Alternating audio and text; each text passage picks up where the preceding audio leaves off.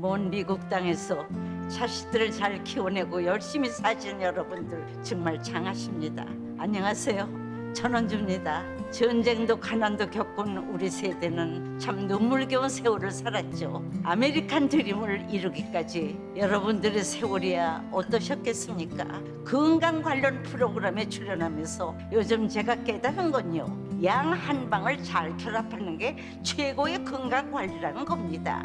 클레버 케어, 메디케어 어드밴티지 플랜 아세요? 양방과 한방의 좋은 혜택들을 쏙쏙 뽑아서 제공해주는 똘똘한 플랜이더군요.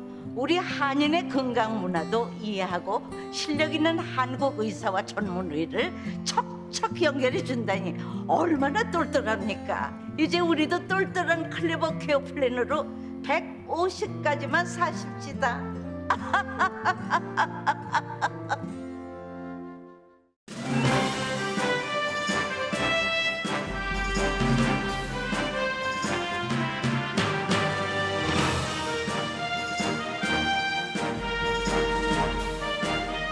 봄을 기다리는 설렘으로 행복한 2월 되시기를 라디오 서울이 응원합니다. 강혜신의 오늘의 미국.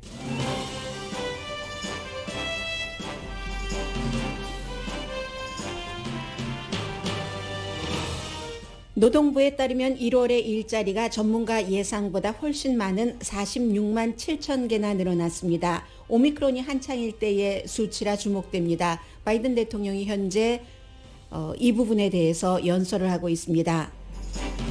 일자리가 늘어나고 임금이 올라감에 따라 연방준비제도의 이자율 인상이 시작됐다는 게 곧 시작될 것이라는 게 다시 확인됐습니다. 문제는 얼만큼 올리느냐인데 단기와 장기로 구분됩니다. 베이징 올림픽은 여러 이유로 4년 전 평창 올림픽에 비해 관심이 크게 줄어든 채 개막했습니다.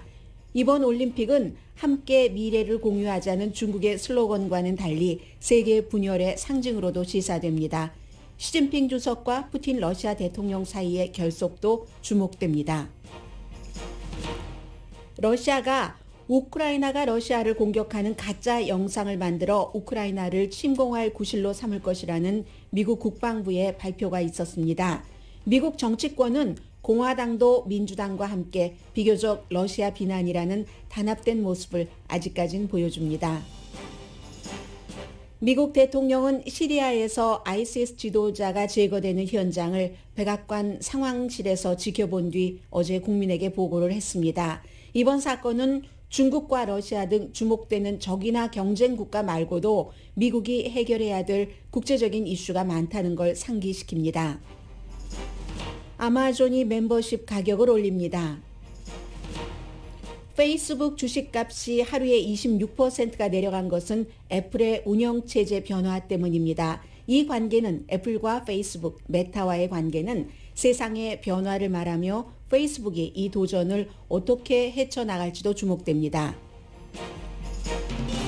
여러분 안녕하십니까? 오늘의 미국 강혜신입니다. 네, 지금 바이든 대통령이 한 거의 10분 정도 경제에 관한 아주 지금 좋고 있다 하는 연설을 하고 있는데요. 잠시 분위기 들어보시겠습니다.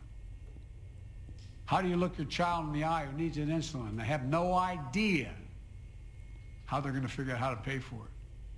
Think about what it does to them.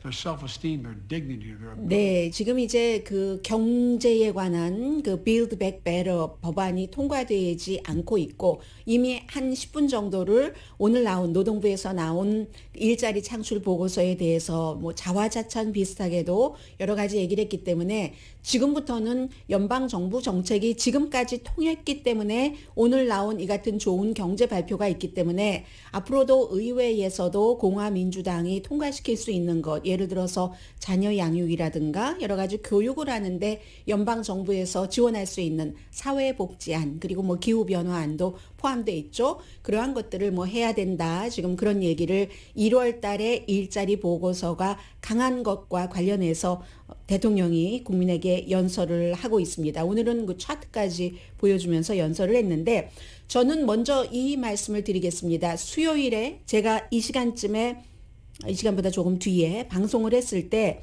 그 당시에 CNBC 방송의 자료를 인용해서 민간 데이터 회사 ADP라는 회사, 많은 그 전문가들이 지켜보고 있는 민간 자료입니다. 이 회사가 1월 달에 일자리가 예상 밖에도 30만 개나 줄어들었다 하는 것을 보도를 해드렸습니다. CNBC 방송도 그 원인은 오미크론이 한창이었기 때문에 레저라든가 이런 분야에서 일자리가 줄어들 수밖에 없었기 때문에 임시이고 이것으로 연방준비제도가 이미 공개해 놓은 것과 마찬가지인 이자율 인상을 안 하지는 않을 것이다. 뭐 이런 얘기를 했습니다. 그리고 그날 제가 어제 그제였어요. 그렇지만 항상 민간의 보고서와 연방정부 자료에는 차이가 있기 때문에 금요일에 발표되는 노동부의 일자리 창출을 봐야지 됩니다라고 말씀드렸고 오늘 노동부는 민간 데이터 회사 ADP와는 상당히 다른 보고서를 내놨습니다. 노동부는 농업 외의 일자리가 1월 달에 46만 7천 개가 늘어났다고 발표를 했습니다. 전문가들은 뭐 월스트리트에서는 뭐 한 20만 개, 많게는 보통 15만 개 이 정도로 봤고 백악관에서는 조금 엄살도 피웠고요. 해서 이제 백악관에서는 그렇게 좋지가 않을 것이다. 1월 달에 오미크론이 있었는데 라고 했는데 그 예상 맥시멈 예상인 그 20만 명 또 그냥 평균 예상인 15만 개보다 3배 이상 많은 46만 7천 개가 농업에서 늘어났다는 겁니다. 그리고 실업률은 3.9%에서 4%로 약간 올라갔는데 또 하나 대통령이 얘기한 것 가운데 하나가 임금도 올랐다는 거죠. 한 달로서는 0.7%, 1년 전에 비해서는 1월 달에 5.7%가 올랐습니다. 1년 사이에 임금이 5.7%가 오른 것은 팬데믹 이전에는 팬데믹 이전과 비교해서 한 2배 정도 되거든요. 3% 정도 오르면 평균 약간 이상이라고 볼 수 있는데 그래서 왜 그럼 이러한 일들이 일어났는가? 지금 바이든 대통령 들어갔습니다. 바이든 대통령이 연설에서 막 강조한 것들이 있는데 잠시 뒤에 말씀을 드리고요. 왜 이렇게 됐는가? 11월 달과 12월 달에 그 늘어난 일자리도 항상 한번 발표해 놓고 조금 기간 지나고 다시 최종 발표가 나오잖아요. 그 당시에 발표했었던 것보다 70만 개라고 했는데 120만 개로 많이 늘어났죠. 오늘 바이든 대통령이 이런 그 강조도 했는데 그러면 지금 11월 달, 12월 달, 1월 달 전부 일자리가 늘어나서 뭐 160만 개, 170만 개 정도가 석 달 사이에 일자리가 늘어난 것이죠. 왜 그랬는가 하면은 가장 중요한 이유가 고용주가 보통 이제 11월, 12월 하면은 할러데이 시즌이기 때문에 임시직을 많이 고용을 하죠. 그런데 이제 임시직을 고용을 하고 1월 달이 되면은 거의 이제 뭐 해고, 레이오프 이렇게 가는 게 뭐 적절한 수순인데 이번에는 하도 일할 사람이 없으니까 그 고용주가 임시로 일을 했었던 사람들에게 그대로 페이롤을 1월 달에 지급을 했기 때문에 예상보다 이렇게 많은 그 일자리 증가가 있었다는 겁니다. 그러니까 어찌 보면은 얼마나 그 예상하기 힘든가. 민간 말씀드린 대로 그 데이터 회사와 노동부의 여러 가지 계산하는 방식도 다르고요. 왜냐하면은 보통 이제 일자리가 줄어들고 임시직을 고용했다가 해고하고 하는 것은 적어도 그 직원이 50명 이상에서는 그 곧바른 해고 잘 안 하고 50명 미만인 스몰 비즈니스에서 그런 일들이 많이 있거든요. 그러니까 샘플 데이터를 어디서 하느냐. 노동부가 더 광범위하게 샘플 데이터를 추려서 발표를 하겠죠. 그렇게 팬데믹 시대에는 참 경제에 관해서 일자리에 관해서도 예상하기가 힘들구나 하는 것도 알 수가 있고요. 바이든 대통령이 오늘 가장 강조한 게 미국 대통령 가운데서 1년 안에 일자리 본인 그 재임을 말하는 거예요. 660만 개를 만들었습니다. 이런 대통령이 없습니다 하면서 그래프로 쭉쭉쭉쭉 대통령별로 그려놓은 것을 가지고 나와서 텔레비전에 보여줬는데 이건 뭐 워낙에 팬데믹 시기이기 때문에 이렇게 뭐 1년에 660만 개라는 많은 일자리가 만들어질 수 있는 거고요.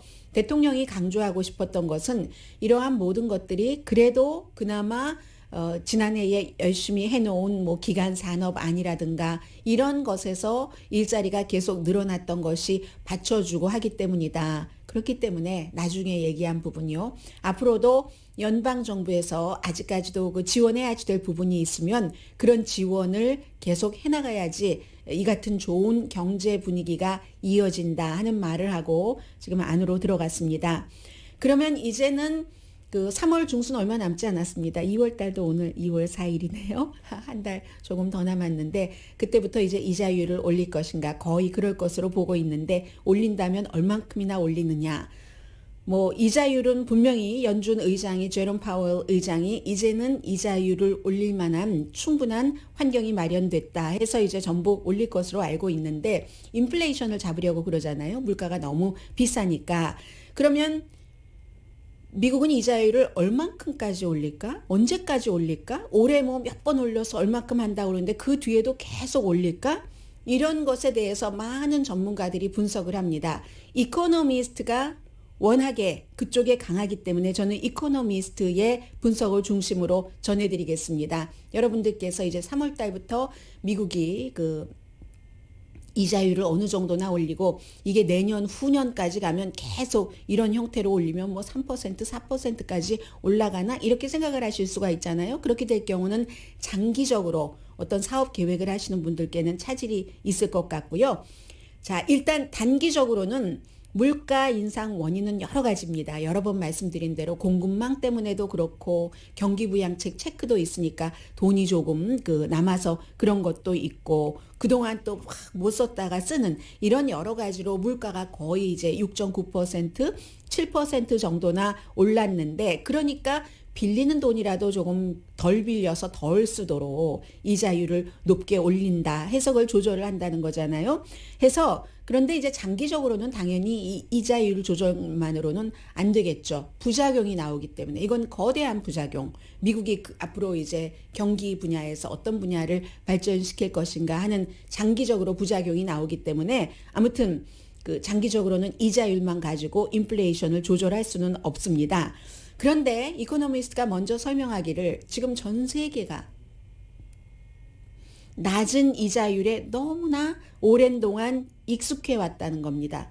돈 빌릴 때 거의 뭐 무이자, 뭐 0%라고 해도 조금 이자율이 있긴 하지만 거의 정말 뭐 별로 돈 이자 내지 않고 그랬던 것. G7 국가 가운데서 지난 10년 동안 이자율이 2.5%였던 국가가 없었음을 상기시킵니다. 1990년대까지만 하더라도 그때 이제 미국에서 살고 계신 분들도 많으셨을 텐데요. 이자율이 거의 5% 이상이었었잖아요. 뭐 그런데 그 이후에 뭐 2.5% 넘어본 적이 없으니까 기준금리가 그러니까 그 싼 이자에 대한 그 추억 그 저저듬 이런 것들이 굉장히 강하다는 거죠. 그 결과 정부가 적자고 이건 미국뿐만이 아니라 세계적으로요. 지금 굉장한 그 적자죠. 그래서 적자를 이겨나갈 수 있는 나라인가 아닌가가 중요한 것이지 모든 나라가 다 뭐 GDP보다 몇 배 빚이 많고 그렇습니다. 그래서 정부가 적자가 됐고 사람들이 돈 많이 빌려 쓰고 막 이렇게 하니까 그리고 또 이자율이 낮으니까 또 너도 나도 집을 사서 부동산 값은 엄청나게 올라갔습니다. 그랬기 때문에 이럴 때 정부가 미국 정부를 포함해서 다른 방법을 쓰죠. 채권을 사들인다던가 경기 부양책 같은 거로 경기가 나쁠 때는 이 슬로우한 것을 잡기 위해서 그게 팬데믹 기간 동안에 미국 정부도 했었던 일입니다. 임금은 1년 사이에 민간 임금이 5% 정도가 올랐는데 물가는 미국은 거의 7%, 6.9%, 세계도 마찬가지예요. 평균 내면 한 6% 정도는 올랐습니다.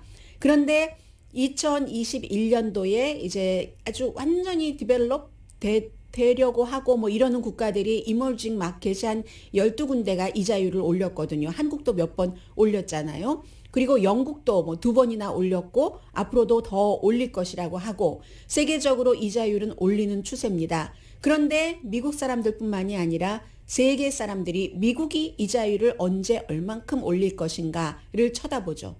미국이 세계 금융 시스템의 중심이기 때문에 장악하고 있으니까 그런 거죠.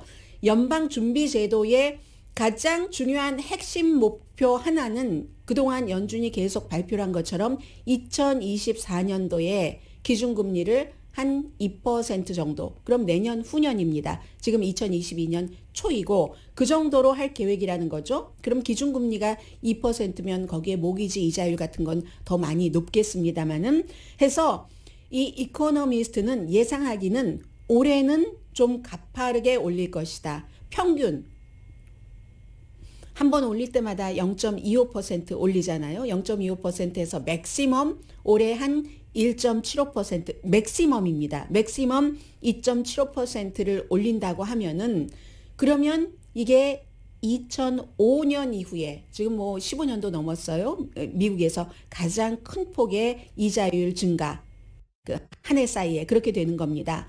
그런데 이제 그럼 장기적으로 어떻게 할 것인가? 올해 1.75% 올리면 내년에도 계속 올라서 뭐 이게 뭐 3. 몇 %가 되고 4. 몇 %가 될까? 그렇지는 않다고 보는 겁니다. 장기적으로는 뭐 세계의 추세 또는 세계의 취향이라는 게 있잖아요. 지금은 미국이 너무 물가가 올라가니까 빌리는 돈 이자율이라도 높게 해서 조금 돈을 덜 쓰도록 뭐 집도 조금 덜 사더라도 그렇게 막는 게 목적인데 전반적으로는 이자율이 높으면 사람들이 투자도 많이 안 할 것 아니겠어요? 국가 발전을 위한 신경제 발전을 위한 그런 투자를 말합니다. 세계적으로 다 마찬가지인데 이자율이 높으면 사람들이 다 캐시를 가지고 뭐 어떤 회사 실리콘밸리에 무슨 뭐 스타트업 회사를 그 지원을 하고 하는 게 아니잖아요. 또 은행에서 다 돈 빌려서 하고 하는 건데 투자 의욕을 꺾어버린다는 겁니다. 이자율이 너무 높게 되면은 뭐 별로 이윤도 없는데 내가 높은 이자율로 돈 빌려서 스타트업 같은데 테크놀로지 기반으로 둬서 그런 데에 투자했다가 돈을 뭐 조금 벌거나 오히려 손해 볼 수도 있는데 그럼 이자율이 높으면 나는 망하는 거잖아. 이렇게 투자 의욕을 꺾을 수 있기 때문에 그 투자 의욕을 꺾을 만큼 한없이 이자율을 올리지는 못한다는 거죠. 더군다나 지금 테크놀로지 기반의 또 기후변화와 연관된 새로운 업계로 발전해 나가는 이 단계에서는 투자가 굉장히 중요하다는 그런 얘기를 하고 있죠. 왜냐하면 사람들이 다 테크놀로지 그 분야의 발전에 대해서 굉장히 낙관하고 있거든요. 그렇게 된 경우에 하나 발전해 놓으면 거기에 따른 지적재산권 같은 것도 있으니까 돈이 그냥 들어오는 거고 국가적으로는 그 업계에서 앞서가는 것이고 회사도 마찬가지로 돈을 이제 장기적으로 지적재산권을 바탕으로 벌 수 있는 것이기 때문에 그래서 지금도 미국이 뭐 비즈니스 투자의 5분의 2 정도는 테크놀로지 분야에 투자를 한다고 하거든요. 클린 에너지, 특히 바이든 대통령 시대에 클린 에너지, 뭐 전기 자동차를 만든다던가 이런 부분, 미국뿐만이 아니라 부자 나라에서는 지금 돈 투자의 방향, 이동이 그런 그 클린 에너지 분야로 나가고 있죠. 기후변화와도 또 연관이 돼서 테크노 낙관 뭐 이렇게 표현을 하고 있는데 그리고 이제 또 하나는 이자율을 또 만약에 너무 낮춘다 하면은 이게 또 세이빙이 잘 안 되죠. 그런데 세계 인구는 그 꼭 투자만 생각할 수 없다는 얘기를 말씀드리고 있습니다. 세계의 인구가 점점 노령화되잖아요. 나이가 드시면 많은 분들이 안전하게 본인의 그 세이빙 같은 것을 이제 이렇게 그 생각을 하게 되는데 이 세이빙에 대해서는 벤 베냉키 전 연방준비제도 의장이 제일 먼저 파악한 것이 하나가 있는 게 50세 이상은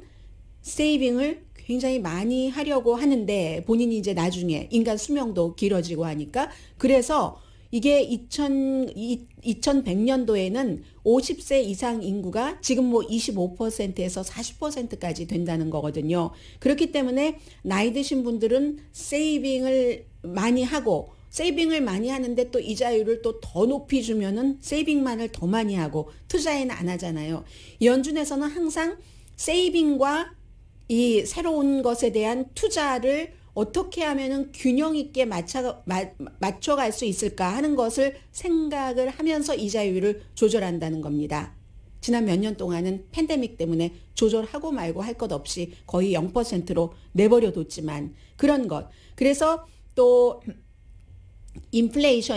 인플레이션과 이자율 그 조절에 있어서 사실은 연준도 그 연준 의사들 사이에 의견도 굉장히 많고 하기 때문에 꼭 이렇다 저렇다 말할 수는 없지만 장기적으로는 올해 지나서 올해 맥시멈으로 얼만큼 올려놓는다고 해서 내년 후년까지 계속 미국이 주도해 나가야 되는 테크놀로지 업계에 대한 그 투자, 민간 분야에서의 투자도 있는데 한없이 이 이자율을 올릴 수도 없고 그렇다고 또 뭐 너무 또 앞으로 낮출 수도 없고 이런 상황에서 딱 그 최소한의 어떠한 비상 사태를 막을 것을 막고 세이빙과 투자에 있어서 균형을 맞추는 그런 쪽으로 할 수 있다는 거죠. 인플레이션을 막기 위해서 이자율을 너무 많이 올려버리면 또 경제가 슬럼프로 갈 수 있는 그런 것이고요.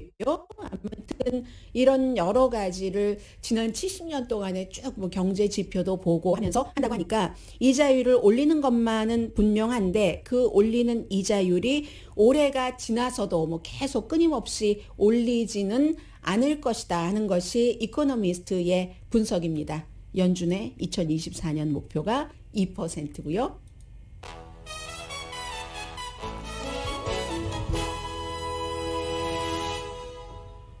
오늘의 미국은 전문가가 추천하는 이민법, 가정법 전문 제인정 종합법률사무소 코지다운 갤럭시 이불은 잠이 솔솔 오게 하는 기능성 거위털 이불 전문회사 코지다운, 친절하고 자세한 상담으로 절개를 최소화하는 복강경 수술 전문 장지아 외과, 매일 아침 재래식으로 직접 만드는 검정콩 생순두부 수라원 순두부, 덜마지 올세라 MRT 특별 패키지로 여러분의 아름다움을 찾아드리는 미러클 레이저 클리닉, 차원이 다른 샴푸형 흰머리 염색약 수화연을 핫세일 중인 한국 홈쇼핑 공동폰입니다.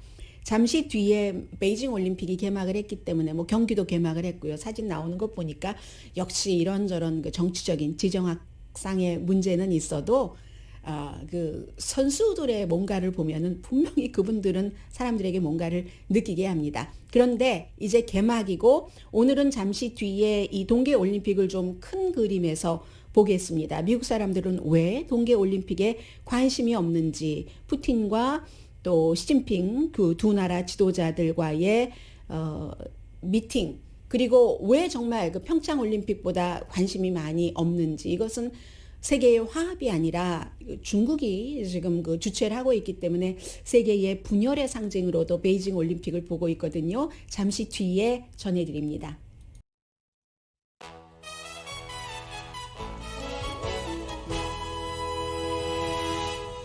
핀포인트를 늦게 맞춰서 조금 늦게 시작된 케이스입니다. 그 평창 올림픽이 있었던 때가 벌써 4년이 지났네요. 미국 사람들에게 물어봤습니다. 어디서 물어본 것인가 하면 악시오스와 모멘티브 여론조사가 미국 사람들에게 1월 28일부터 32일까지 2,590명이니까 많죠? 물어봤더니 10명 가운데 7명은 중국이 올림픽 유치하는 것을 지지하지 않습니다. 그러니까 약간 여론조사마다 이것도 차이가 있어요. 며칠 전에 제가 말씀드린 여론조사에서는 미국이 그 외교적으로 그 중국 그 올림픽을 보이콧하는 것을 지지한다가 이만큼 나오지는 않았던 것 같은데 73%가 보이콧을 지지했고요. 그런데 그러면서도 50%는 저 좋아하는 스포츠 경기 볼 겁니다. 이렇게 얘기를 했고요. MBC를 통해서 보시겠죠. 2018년 평창 올림픽보다 익사이링하다, 지금 베이징 올림픽이 기대된다 하는 사람은 7%밖에 안 됩니다. 47%가 평창 올림픽보다 익사이링하지 않아 라고 답변을 했고요. 그리고 심지어는 지금 뭐 오미크론 때인데 올림픽을 꼭 열어야지 되는가, 이 썸머 때도 그랬어요. 일본에서 열렸던, 그렇게 생각하는 사람이 많아서 연기해야지 된다, 34%, 연기했었어야, 취소했었어야 된다, 16%입니다. 그리고는 또 사람들이요, 미국 사람들 이렇게 물어봤더니 거의 2,500명 넘죠. 10명 가운데 6명은 출전하는 미국 선수 이름 한번 얘기해 보세요. 하면 10명 가운데 6명이 선수 이름 되지 못했고 제일 많이 이름 뭐 되는 사람 가운데 한 사람이 그 시몬 바일즈인데 지난번 도쿄 올림픽에서 내가 여기는 참여하지 못하겠어요. 뭐 건강상의 이유로 용기 있게 얘기를 했다고 지적을 받은. 그런데 시몬 바일즈는 이번에 그 베이징 올림픽에는 참석하는 사람도 아니잖아요. 아마 그 밖에는 코리안 아메리칸인 이쪽 캘리포니아주에서 자라난 클로에 킴 선수를 굉장히 많은 사람들이 기억하고 뭐 이번에도 우승하나 그 햅파이프요 그 분야에서 그렇게 생각을 하는 사람들이 많을 것 같고요. 미국 사람들이 그러면 왜 지금 그 중국에서의 올림픽 열리는 것을 지지하지 않는가? 이 점은 민주당과 공화당이 거의 비슷하네요. 인권 문제를 예로 들었습니다. 민주당 58% 그 이유다. 공화당 56%. 코비드 때문에는 민주당이 조금 강했고요. 그리고 뭐 참가자들 다 감시할 것 아니야 해서 뭐 휴대폰도 좀 함부로 쓰지 못하게 하고 하잖아요. 이것은 공화당이 더 강합니다. 53% 대 민주당 34%. 그리고 중국을 국제 무대에서 이런 큰 일을 할 때마다 국가의 위상이 올라가죠. 어느 나라나. 그렇게 해주는 것이 싫어서 공화당 46%, 민주당 26%였습니다. 그런데 어쨌든 그 사이에 개막식 끝났고 뭐 개막식에서 뭐 군인들도 등장을 했고 굉장히 그 공산주의적인 것도 풍겼다고 본 그런 사람들도 많이 있고요. 시진핑과 푸틴의 그 회담에서 두 사람이 뭐 성명서까지 발표를 했는데 여러 가지를 우리가 협력을 하겠다. 군사 협력을 포함해서 해서 시진핑 중국 국가주석은 코비드 이후에 한 번도 중국을 떠나지 않았고 블라디미르 푸틴 러시아 대통령도 처음으로 지금 그 러시아를 떠나서 두 사람이 함께 만나서 우리 두 나라의 우정에는 한계가 없다 이렇게 얘기를 했습니다. 이게 이제 많이 달라진 건데 그 2008년도에 베이징이 그 올림픽을 유치했을 때 그때만 하더라도 그땐 썸머였고요. 그때 이후에 이제 세상이 많이 변했는데 그때의 분위기는 어땠냐면 그때도 중국이라는 국가에서 올림픽을 여는 것을 걱정한 사람들이 많았습니다. 왜냐하면 뭐 위구르족을 포함을 해서 거의 위구르족이지만 거의 뭐 100만 명을 어디에 가두고 강제로 노동시키고 너희는 아이들도 낳지마. 너희 뭐 무슬림 종교는 할 수 없어. 뭐 문화도 다 말살시키고 이러잖아요. 뭐 중국 옷 입혀놓고 그렇기 때문에 그런 중국을 그 2008년에도 지금만큼은 아니지만 이런 인권 문제가 위구르족에 대한 게 지금만큼 드러난 것은 아니지만 그때도 중국을 걱정해서 인권 그룹에서는 보이콧해라 하고 많이 했습니다.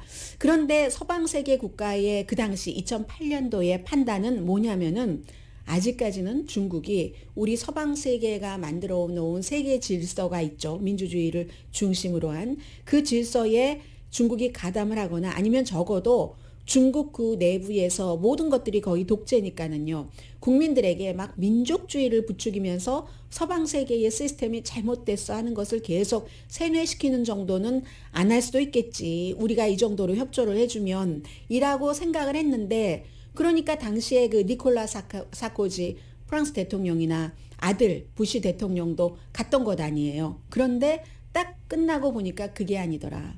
시진핑 중국 국가주석이 지금 3번째 집권을 하고 장기 집권을 꿈꾸면서 하나하나 중국이 세계의 중심이 되는 길을 닦고 있다는 게 이번에 2008년 이후에 세월이 지나서 지금 이런 겁니다. 그러니까 이제 미국을 포함해서 캐나다, 영국 등이 외교적인 보이콧을 한 것이고 함께 미래를 공유하자. 이게 이제 중국의 이번 그 올림픽 슬로건인데 함께 미래를 공유하자. 중국식대로 중국이 원하는 세계 질서대로 이렇게 해석들을 하고 있는 거죠. 해서 이제 서방 세계 지도자들은 팬데믹 때문이다 하면서 거의 안 갔거든요.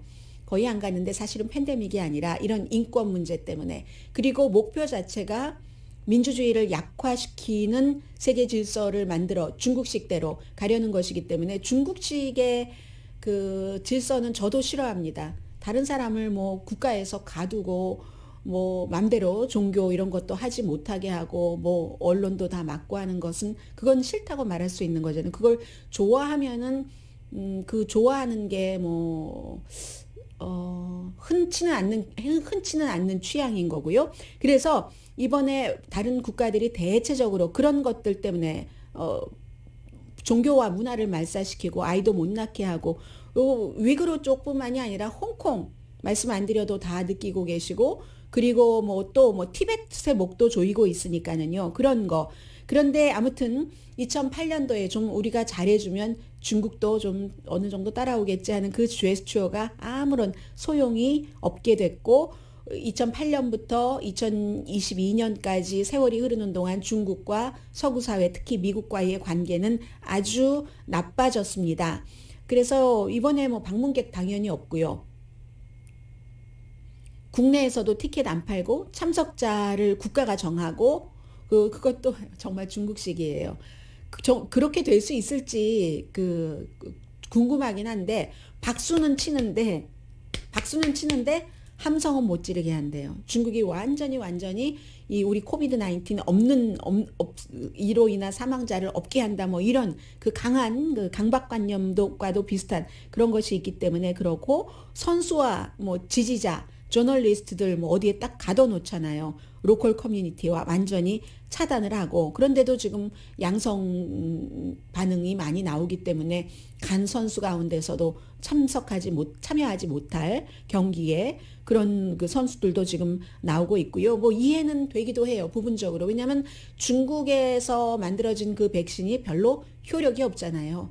외지인들이 와서 그것을 퍼뜨린다. 이런 생각도 그 국내용으로는 해야지 되고요. 그래서 세계는 당연히 선수들의 그 장대함, 저기까지 갈 때까지 얼마나 힘들었을까? 그리고 또 막 찾아보면 그 선수가 부잣집에서 자라서 아주 부자로 취미 삼아 하던 게 이렇게 된 게 아니라 야 저렇게 해서 역경을 헤치고 했구나 하면은 막 눈물이 뚝뚝뚝뚝 떨어지잖아요. 그런 스토리들을 보면은 그런 스토리들은 당연히 이번에 베이징 올림픽에서도 나오겠죠. 그러나 중국과 서구와의 경쟁, 그 올림픽의 어떤 올림픽 정신이라는 보기보다는 그런 것들이 지금 더 많이 앞으로 그 중국과 세계와의 관계를 그리는 것으로 더 많이 보여지는 그렇기 때문에 블라디미르 푸틴이 완전히 그 라임라이트를 즐기고 있죠.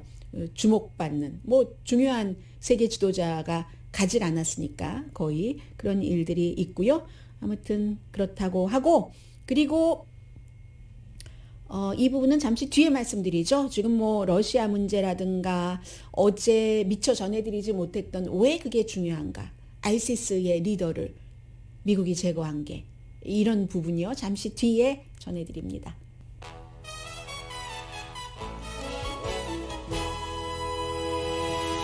라디오 서울 방송 오늘의 미국 듣고 계십니다. 네, 지금 오늘 그 공화당 전국위원회가 투표를 하는데 리스 체니와 아담 킨징거 의원을 내게 벌을 주는 그런 투표를 한답니다. 트럼프 전 대통령 탄핵에 찬성표를 던졌다고 해서요. 그러니까 밀 럼니 연방 상원의원이 같은 공화당으로서 그런 것을 비난하고 있고요. 그리고 지금 그 오미크론에 대해서는 별로 특별한 뉴스는 없습니다. 사망률은 늘어나고 있지만 지금 미국에서는 전체적으로 조금 줄어들고 있고 영국 총리 주변에서 사임하는 사람들이 늘어납니다. 아주 중요한 10명 영국 총리를 보좌하는 사람 가운데서 지금 4명이 사임을 했고 파티했다고요. 그리고 보수당 그 보리스 존슨의 당에서도 17명 이상이 사임해라라고 얘기를 하고 있고 로스앤젤레스 시장은 지난번에 그 운동 경기장에서 매직 존슨과 사진을 찍을 때 이제 마스크 쓰지 않았다 해서 그때 손에는 쥐고 있었거든요. 나 숨을 홀드하고 있어서 숨 안 쉬었으니까 괜찮아. 설령 내가 만약에 바이러스가 있었어도 그런 얘기를 지금 하고 있습니다. 그리고 간단하게 말씀드리면 어제 제가 하나 잘못 보도해드린 게 있습니다. 시리아와 터키 국경에서 아이시스의 그 지도자 두 번째의 지도자였죠. 첫 번째 미국이 사살했고 이 두 번째의 지도자 이름이 하지 압둘라라고 대통령이 얘기를 했는데 저는 다른 사람인 줄 알았어요. 아부 이브람 알 하시미 알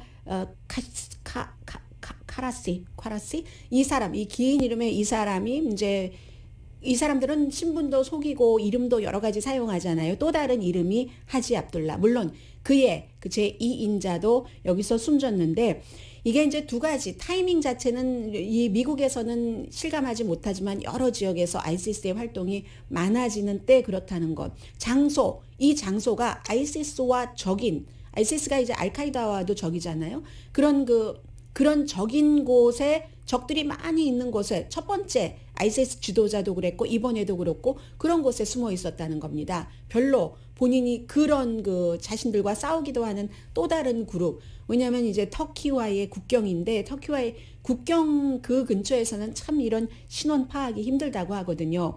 어쨌든 대통령이 상황실에서 특수부대가 딱 3층 집에 들어가서 그 안에서 교전을 해서 숨진 사람들도 있고요. 그런 것을 지켜보고 나서 국민들에게 이 같은 그는 제거됐다. 제3의 인물이 또 나오겠죠. 이번에는 조금 안전한 곳에 숨어 있을까요? 그런 것을 보여주는 것은 그만큼 중국과의 대치, 러시아와의 대치 뭐 많잖아요. 할 일이 많은데 그 이전에 생긴 알카이다 무슨 9.11 사태 때문에 이게 이렇게 된 거잖아요. 그때의 그 문제가 아직도 해결되지 않는다 하는 것도 보여주는 것이기도 하죠. 그리고 또 하나는 어제 숨진 스스로 목숨을 끊었죠. 아이들을 처음에 막 방패막이로 하고 하다가 나중엔 옥상으로 다 데리고 가서 자폭했는데 하지 압둘라. 이 사람은 평소에는 거기 숨어 지내니까 적들의 주변에 적들이 많은 곳에 숨어 지내니까 보통 이제 그곳의 사람들도 옥상에서 뭐 햇볕도 쬐이고 하는데 전혀 그런 것 하지 않다가 마지막에 이제 목숨을 끊을 때 그렇게 갔던 것도 나중에 영화로 다 나오겠죠. 그 부분이 있고요. 러시아를 좀 말씀드리겠습니다. 지금 어제 AP통신 기자와 국방부의 대변인이 좀 설전을 했습니다. 국방부 대변인이 뭐라고 얘기를 했냐면 아마도 러시아는 우크라이나가 러시아를 먼저 자극하는 군사 행동을 한 것처럼 꾸미느라고 동영상 같은 것을 만들어서 그렇게 선전도구로 활용을 하고 나서 우크라이나를 침공할 것이라는 정보를 우리가 갖고 있다. 영국에서도 그런 정보가 있다고 했고요. 그러니까 AP통신 기자가 미국 기자지만 증거가 있느냐 계속 물어보는 거예요. 그러니까 국방부의 대변인은 그 모든 증거들을 다 러시아조차고 이 자리에서 공개를 할까? 이런 얘기가 있을 정도인데 그러니까는 AP통신의 라스트 네임이 리예요. 그 기자가 뭐라고 얘기를 했냐면 아니 그거는 미국에서 알렉스 존스 같은 음모론자들이 하는 얘기잖아. 샌디훅 초등학교에서의 총격 사건이 사실이 아니고 어린 아역 배우들 놓고 막 이렇게 했다고 그 얘기잖아. 왜냐하면 국방부의 대변인이 그렇게 얘기를 했거든요. 배우도 놓고 시신도 놓고 이렇게 얘기를 했거든요. 그런데 티란이라는 트럼프 전 대통령이 취임하자마자 여러분들께 잠시 소개를 해드린 책이 있습니다. 예일대학교 교수가 쓴 그 책에 보면은 너무너무 러시아는 그게 흔한 겁니다. 그런 이 음모론이 미국에서 시작되기 전에 이미 러시아는 구소련 연방 그 당시부터 이런 것을 많이 썼거든요. 이 기자가 그 부분에 대해서는 굉장히 좀 나이브한 것이 아닌가 이런 생각도 들고요. 지금 미국 정치권도 굉장히 중요합니다. 우크라이나의 대통령은 미국과 영국이 좀 심각해. 러시아 그렇게 금방 침공할 것 같지 않은데 라고 국민들을 달래고 있는데 중요한 것은 어제 말씀드린 대로 단합이 중요한 거잖아요. 우크라이나, 유럽, 미국. 이 단합의 정도에 따라서 푸틴의 행동이 결정될 것이다. 그 온도가 침공을 한다 하더라도 부분적으로 하는가 전면적으로 하는가. 그런데 여기에는 미국 내에 정치적인 문제가 있잖아요. 그 정치적인 문제가 터커 칼슨은 계속 푸틴의 말을 해주고 있습니다. 그리고 공화당의 일부 정치인들은 그 터커 칼슨, 박스의 어피니언 리더의 말을 따릅니다. 앵무새처럼. 그게 예비선거에서 이기는데 도움이 된다고 생각하니까. 미국 우선주의다. 왜 우크라이나까지 가서 그런가. 바이든 노망이라는 표현도 합니다. 터커 칼슨은 군수 업체들만 배불린다. 공화당이 많이 하는 얘기예요. 그런데 공화당 정치인들이 군수 물자 그 회사에서 굉장히 많은 지원을 받습니다. 아무튼 그러면서 터커 칼슨이 바이든의 우크라이나를 보호하는 정책을 지지하는 정치인들은 예비선거에서 떨어져야 마땅하다. 푸틴이 좋아하는 말들입니다. 그래서 푸틴의 조리다. 장기에서. 터커 칼슨은 푸틴의 조리야. 이런 얘기도 듣고 있는데 그리고 러시아 매체가 터커 칼슨의 이 말을 굉장히 잘 써먹고 있어요. 러시아에서. 그리고 애리조나의 뭐 폴 고사 하원 의원 같은 경우가 터커 칼슨과 같은 얘기를 하고 케빈 맥카티 공화당 하원 원내대표는 트럼프 전 대통령이 무서워서 또 그냥 애매모호하게 넘어가기도 하는데 많은 공화당 하원이나 상원 정치인들은 이 터커 칼슨을 따르지 않는다는 겁니다. 물론 나중에 시간이 지나서 이 일이 결론이 내려지고 미국에 불리하게 되면은 공화당은 당연히 정치당으로서 바이든 대통령이 잘못했다 하고 비난을 하겠죠. 그런데 적어도 지금은 외교 이슈에 있어서 그렇지 않습니다. 만약에 푸틴이 침공하고 하면은 굉장히 벌을 줄 것에 대한 결의안 내지는 법안을 지금 만들려고 하고 있고 이것이 공화당 민주당이 다 찬성을 해서 곧 통과시킬 것으로 보이거든요. 그러니까 이 얘기는 무엇이냐. 그 트럼프 전 대통령이 참 이해하지 못할 만큼 푸틴의 옆에 서 있고 심지어는 오바마가 했었던 크림반도를 점령한 이후에 러시아에 대한 경제 제재했던 것을 트럼프 전 대통령이 풀어주려고 엄청 노력을 했었습니다. 그때도 공화당이 트럼프 전 대통령이 마음대로 풀 수 없도록 어떠한 그 법적인 그 제재 같은 것을 정치권에서 만들어 놨는데 이건 뭘 말하냐면 트럼프 전 대통령이 외교적인 문제에 있어서 그 러시아에게 좋게 하는 그런 많은 것을 미국 우선이라는 그 이름 아래 많이 해서 많이 그쪽으로 공화당이 기운 것도 사실입니다. 그런데 지금에 와서 보니까 현재 스코어 트럼프 전 대통령이 원하는 만큼 외교 문제에 있어서 러시아에 대해서 민주당과 공화당이 분열되지는 않았다. 이게 바로 그 트럼프 전 대통령이 나중에 쫓겨난 존 볼튼 국가안보보좌관이 한 얘기죠. 만약에 트럼프가 재선됐다면 그는 분명히 나토에서 탈퇴하고 막 갈기갈기 찢어 놓았을 것이다. 러시아 좋으라고 이런 얘기를 했었잖아요. 그리고 또 더 중요한 것은 트럼프 전 대통령은 모든 것에 있어서 헬스케어부터 러시아 문제까지도 그 가장 밑바탕에는 오바마의 레가시를 지우는 것. 무조건 전부 오바마가 했던 것과 다 반대로 가는 게 많았는데 아마 4년 더 했으면 지금 이 우크라이나 사태에 대해서도 대응 방식이 굉장히 달랐다는 게 전문가들의 얘기입니다.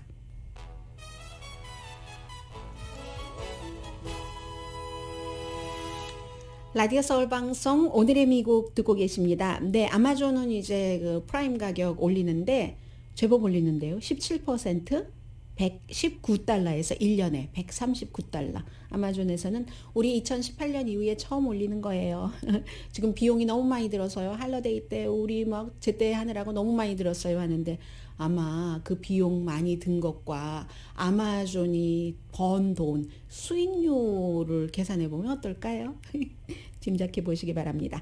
그리고 이제 그 페이스북 이름 회사 이름을 메타라고 바꿨지만 이게 참 습관이라는 것이 우리를 이렇게 쉽게 메타라고 부르게 하지 않게 되네요. 아직은 페이스북과 메타를 이렇게 고려해 가면서 쓰고 있는데 왜냐하면 여러분들도 익숙하지 않으실 테니까 결국은 어제 주식값이 26%가 내려가서 하루에 이 정도로 그 주식값이 많이 내려간 것은 그것도 또 하나의 굉장한 그 기록인데요. 예를 들면 여러 가지 이유가 있었지만 이윤이 왜 없었는가, 사용자가 왜 그렇게 줄어들었냐, 이 두 가지 때문에 주식값이 내려갔는데 사용자가 줄어든 것은 뭐 틱톡 같은 것들을 사람들이 많이 사용하고 이윤이 줄어든 것은 페이스북이 광고를 많이 하잖아요. 애플 때문이랍니다. 왜냐하면 그 애플의 그 iOS 시스템, 구글은 그 안드로이드 전화기고 저는 iOS인데 이게 애플이 바꿨죠. 그 전에는 요즘은 광고가 전부 내가 어디를 방문하느냐, 나의 관심사가 무엇이냐 이런 것에 따라서 이 페이스북도 딱 거기에 적화된 광고를 딱 보여줘야지 이 사용자가 광고를 찍어서 광고 회사로부터 페이스북도 돈을 받잖아요. 그런데 애플이 iOS 시스템을 지난해 인텔리전스 오피스 시스템 그냥 운영체계예요. 그것을 지난해에 바꿔서 페이스북이 광고를 그 사람에게 적합하게 하기가 굉장히 힘들어졌다는 겁니다. 왜냐하면 전에는 그냥 다 이 사람이 하는 것 어디를 갔다 하는 것을 트랙을 해서 페이스북이 그걸 사용을 할 수 있었는데 이제는 애플에서는 이거 트랙하는 것을 허용하시겠습니까? 하면은 사람들이 뭔지 모르고 예스도 하지만 54%는 그걸 안 한다는 겁니다. 예전에도 어디 전화기 같은 데 가서 설정을 할 수는 있었어요. 그런데 누가 그것부터 설정하진 않잖아요. 이만큼 아무튼 편리하게 광고를 딱 이 사람들의 행동 반경을 그 온라인에서 추적을 해서 딱 맞는 거를 뭐 집 사려고 하면 집 광고 해주고 헤어컷 하려고 하면 뭐 미장원 광고 해주고 하는 것을 더 이상 못하니까 페이스북이 수입이 많이 내려간 거죠. 뭐 그렇지만 애플은 나름대로 그것으로 해서 이득을 보고 있고, 그리고 앞으로는 구글도 앤드로이드도 이렇게 한다고 하니까 페이스북은 훨씬 더 힘들어질 수도 있는 그 같은 일이고요. 해서 한동안 아주 재미있었던 것이 점점 좀 힘들어지는 페이스북 메타 회사입니다. 오늘의 미국은 전문가가 추천하는 이민법, 가정법 전문 제인정 종합법률사무소 코지다운 갤럭시 이불은 잠이 솔솔 오게 하는 기능성 거위털 이불 전문회사 코지다운, 친절하고 자세한 상담으로 절개를 최소화하는 복강경 수술 전문 장지아 외과, 매일 아침 재래식으로 직접 만드는 검정콩 생순두부 수라원 순두부, 덜마지 울세라 MRT 특별 패키지로 여러분의 아름다움을 찾아드리는 미러클 레이저 클리닉, 차원이 다른 샴푸형 흰머리 염색약 수화연을 핫세일 중인 한국 홈쇼핑 공동폰이었습니다. 10시에 좋은 아침, 좋은 하루 방송됩니다. 그런데 페이스북이 여기서 주저앉을까요? 우리 iOS도 안 쓰고 앤드로이드도 안 쓰고 새로운 것 개발해 하면서 추진하지 않을까요? 새 방향으로. 강희신이었습니다.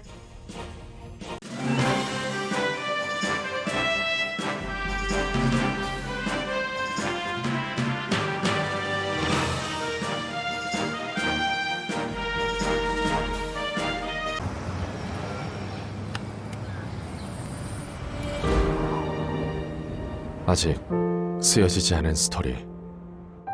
그 스토리를 완성하기 위해서는 새로운 아이디어를 찾아 움직여야 합니다.